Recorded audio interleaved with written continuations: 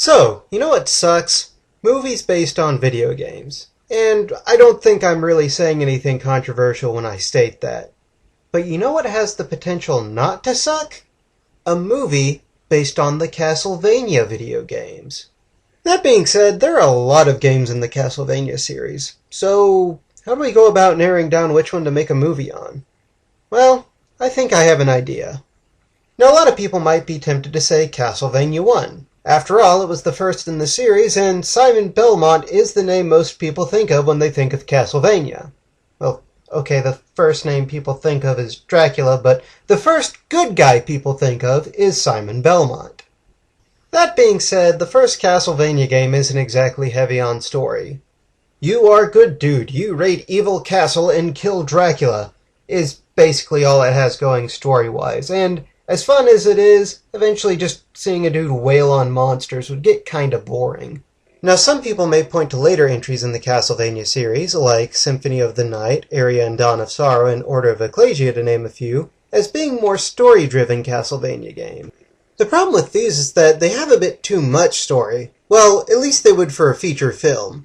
While it certainly works for the games they're in, they would have to cut a lot, and the ending product would just feel gutted and hollow. Also, these games aren't as popular, which means there wouldn't be as much of a box office draw, which means producers wouldn't greenlight it, but shh, we're supposed to pretend this is about art. However, there is one game I think would fit a movie formula perfectly. Well, one game I've played. Admittedly, I haven't really played that many Castlevania games. I really need to get around to fixing that. And in my opinion, that game would be Castlevania 3. But Joshka, I hear you say, Castlevania 3 is pretty much the same thing as Castlevania 1. The only difference is you have 3 more characters. There's barely any story in it at all. That, my friend, is where you're wrong. Now, if you've watched Ecoraptor's Sequelitis, or Extra Credits, or Zero Punctuation, or a lot of other video game series here on YouTube, you've probably heard the phrase narrative through gameplay. For those of you who don't know, in Castlevania 3 you play as Trevor Belmont, and during your raid of Dracula's castle you can meet and play as Grant, a pirate, Sifa, a witch, and Alucard, not only a Dhampir, but the son of Dracula himself. So what, I hear you say? Lots of games have multiple characters. How does this make Castlevania 3 better for a movie than, I don't know, Donkey Kong 64? Well, for that we're going to have to look at these characters, and what 3 of them have in common. With the exception of Trevor Belmont, all of these characters are social outcasts. Let's start with our outlier, Trevor. As far as medieval society goes, Trevor's in a pretty good position, socially speaking. He's a dude, he's got a valuable skill, and he's from a well-respected family lineage. Next, let's look at Grant. Simply speaking, Grant is a pirate, and would be looked down on by society for his crimes.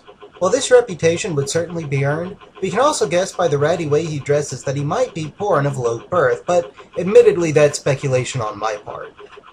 Sifa has it even worse. On top of being a woman, who, as you likely know, weren't given many rights in the Middle Ages, is also a witch, meaning she would also be a persecuted religious minority, and likely cooked extra crispy at the stake. Last, let's look at Alucard. He's, well, half vampire. And not just any half-vampire, he's Dracula's own son. I don't think I should have to point out why that would be a downside in a world wholly dedicated to destroying Dracula. Oh, and did I mention he's Dracula's bastard child? Yeah, not very well looked upon in the Middle Ages.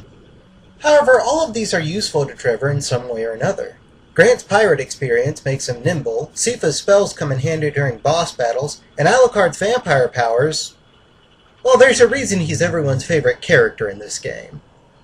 Castlevania 3 is a story about looking past society's stigmas on people and working together with them to take advantage of their skills, becoming stronger as a whole.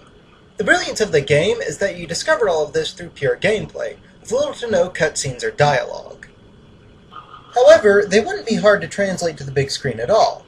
With only 4 characters, the dynamics between them could be explored plenty within 2 hours, and several scenes could easily be crafted to show off their different abilities. For instance, Trevor's in-game inability to swim could be translated to a scene where he's about to drown, and Grant, being an experienced seaman, leaps in to save him, causing Trevor to see him in a new light despite his piracy.